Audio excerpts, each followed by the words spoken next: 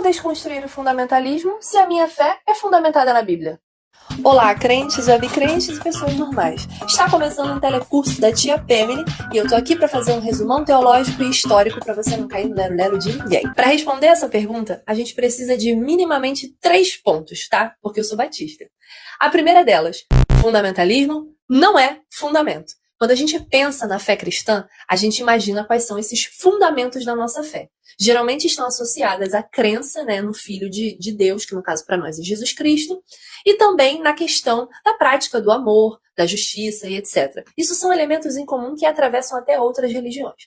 Mas no caso do fundamentalismo, esses fundamentos foram pensados durante um processo histórico, que acontece lá na década de 1920 nos Estados Unidos, como resposta à corrente liberal teológica e também ao avanço das teorias científicas. Segundo ponto é que esse fundamentalismo religioso que surge ali nos Estados Unidos, ele se organiza para simplificar, ou pelo menos para combater avanços relacionados aos discursos científicos que podem colocar em dúvida alguns textos da Bíblia. Lembrando que a Bíblia não tem a menor pretensão de fazer ciência. Para os povos da antiguidade, a ciência não era nenhuma realidade. A autoria dos textos bíblicos, então, não é a mesma coisa do que significa a autoria de hoje. Os textos, como o professor Marcelo Carneiro falou na live de ontem da Recriar, eram construídos coletivamente. Então não tem nem porquê a gente entrar nessa seara de querer botar a Bíblia contra a ciência ou a ciência contra a Bíblia.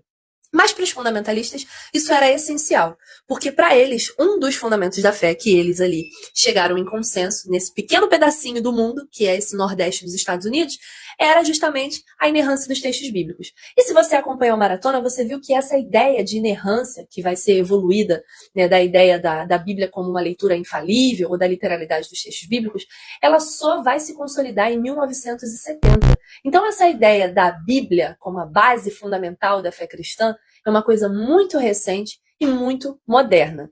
E por fim, o passo 3, para a gente entender de fato essa pergunta. A nossa fé é baseada no verbo que se fez carne. Aqui eu não estou dizendo que a Bíblia não é importante para nós. Eu só estou dizendo que a Bíblia não pode ser tomada ao pé da letra. Porque mais importante que a Bíblia é a ação do Espírito e a própria encarnação de Jesus. Jesus não está abaixo da lei. Jesus está acima de tudo isso. Porque ele é a centralidade da mensagem do Evangelho. Agora, se você ficou interessado para estudar uma perspectiva ainda mais antifundamentalista de observar os textos bíblicos, eu te sugiro essa leitura aqui. Para estudar a Bíblia, abordagens e métodos do professor Marcelo Carneiro.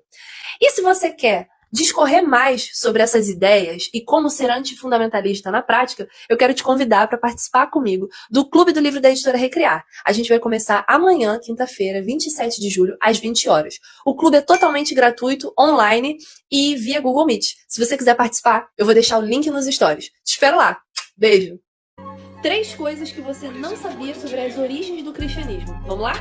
Número 1. Cristianismo primitivo não existe. O termo correto é proto-cristianismo, porque cristianismo primitivo dá uma ideia de que o cristianismo está numa linha evolutiva e faz a gente pensar que as origens do cristianismo eram menos evoluídas porque hoje elas teriam chegado nesse lugar de conhecimento superior. Então isso está errado. Número 2, a tradição oral não é menos importante que a tradição escrita. A Bíblia, antes de ser um livro, ela era uma multidão de vozes e de memórias do povo que se relacionava com Deus. Quem me ensinou essa foi a minha amiga Agnes Alencar, na maratona Desconstruindo o Fundamentalismo em 5 Passos do Reino em Pessoa, e eu guardei para sempre. E finalmente, número 3, mas não menos importante, Jesus não é católico, Jesus não é protestante, Jesus não é evangélico nem cristão, Jesus era judeu. E como judeu, a gente precisa pensar no discurso dele dentro da prática religiosa e cultural daquele contexto antigo. Se você gostou dessas 3 dicas, eu tenho um convite muito especial para te fazer. Hoje, terça-feira, 25 de julho, às 20 horas, eu vou estar com o autor do livro Quem Tem Ouvidos Ouça, a tradição de Jesus nas primeiras décadas do proto-cristianismo. Ele é doutor em ciências da religião, especialista no Novo Testamento, e o Marcelo Carneiro tem muito para ensinar pra gente nessa live totalmente gratuita no nosso YouTube. Te espero lá. O link tá nos stories. Beijo!